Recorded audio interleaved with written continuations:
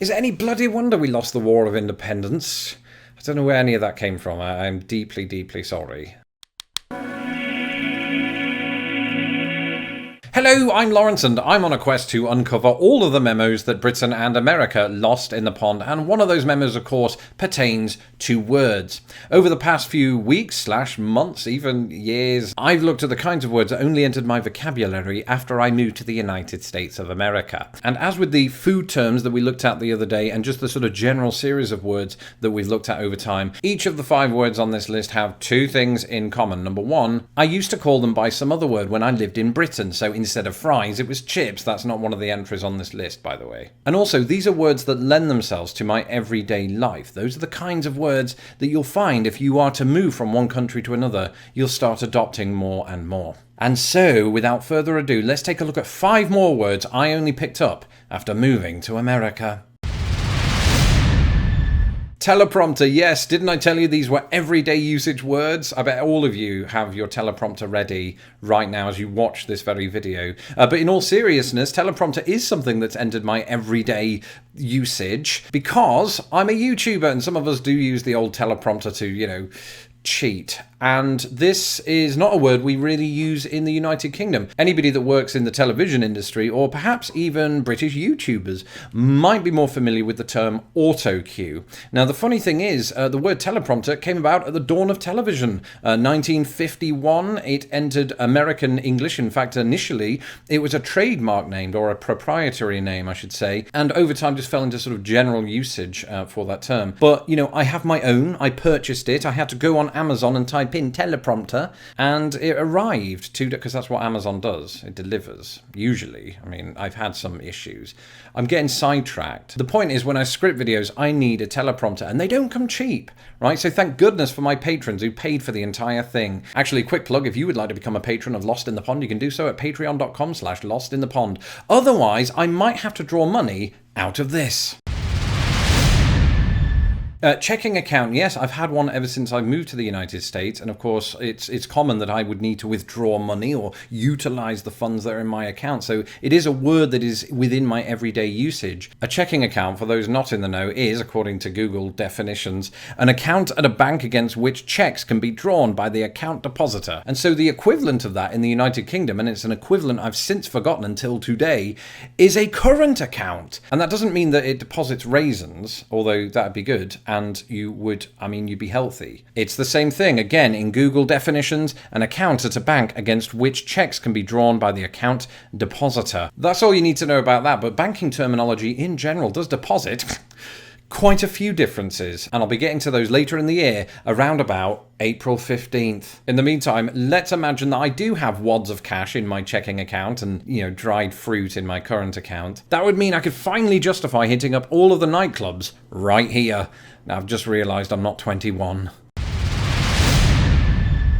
You can always go downtown. Except, weirdly enough, that song was sung by Petula Clark, who was an English singer. So it suggests the word downtown had way more currency in British English back in the 1960s. Or she was trying to break the American market, probably that. Either way, growing up, if I wanted to, refer to what the Americans call the downtown area, I would have just said, do you want to go to the town centre and loiter around the bus station? There really is nothing else to do in Grimsby. But that's it, I refer to it as town centre. I've heard people refer to it in big cities as city centre. And in fact, I do remember when I lived in Grimsby, people would sometimes say, do you want to go uptown? To refer to downtown. It was back to front. One thing that the two do have in common, though, is that the uptown and downtown area in either country belongs in a different one of these. Yes, and it's my understanding, or at least it was growing up, that zip code versus postal code was among one of the more well-known British-American differences, or American-British differences. As a child, I always thought it sounded cooler to say zip code like they do in the movies, right? But I never imagined I myself would start saying it. But you kind of do.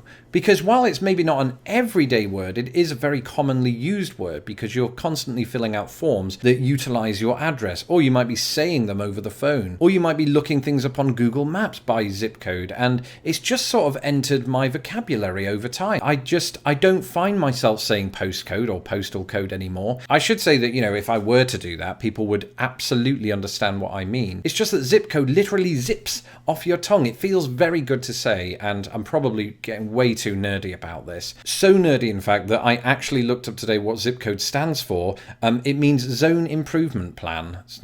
That isn't what I expected. And if it hadn't been abbreviated, I would have stuck to postcode every day of the week. Can you imagine being asked to provide your zone improvement plan code? Don't get in the habit of that. I don't think America will. The other difference being the amount of characters and the type of characters. So in the United States, they're all numbers, as far as I know, unless there's some exceptions here and there. And those numbers comprise 5 digits. Whereas in the United Kingdom, I grew up, I think, with 7 characters, some of them letters and some of them numbers. And the letters at the beginning usually denote where the zip code / postcode is based. So for instance, the first 2 letters of my postcode growing up were DN. That's for Doncaster. That's not actually Grimsby, but for some reason our postcode was assigned to there. And so if you are ever taking a trip to the United Kingdom from the US, just bear that in mind. Actually, I'm taking a trip to England later this year because we are going on this.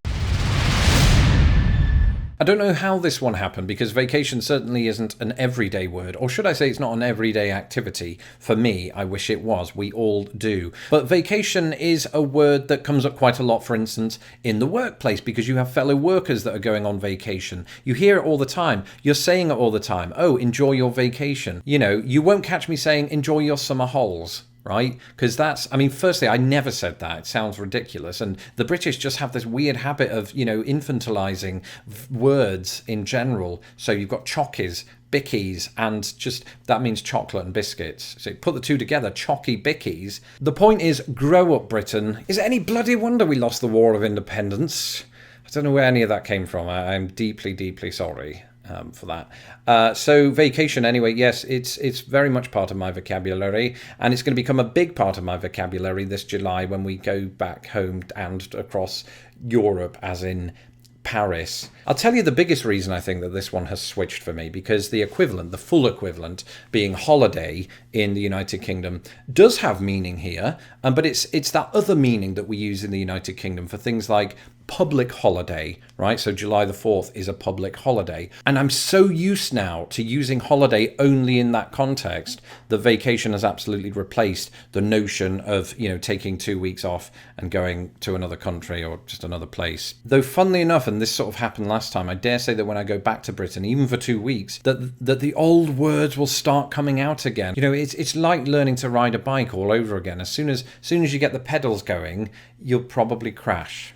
And that's just my fate at this point. And now it's time to vacate this very video. Thank you for tuning in today. Now, if you're new to this channel and you haven't checked out my other videos on words that I picked up after moving to America, do so now. I'll put one of them at the very end of this video. And of course, don't forget to hit the subscribe button so that my videos don't get lost in the pond. And as I mentioned earlier on, we do have a Patreon page. It's what makes this channel successful. Once again, you can go to patreon.com/lostinthepond if you would like to support this channel. Until next time, adios. Adios is another one, Spanish, but I picked it up here.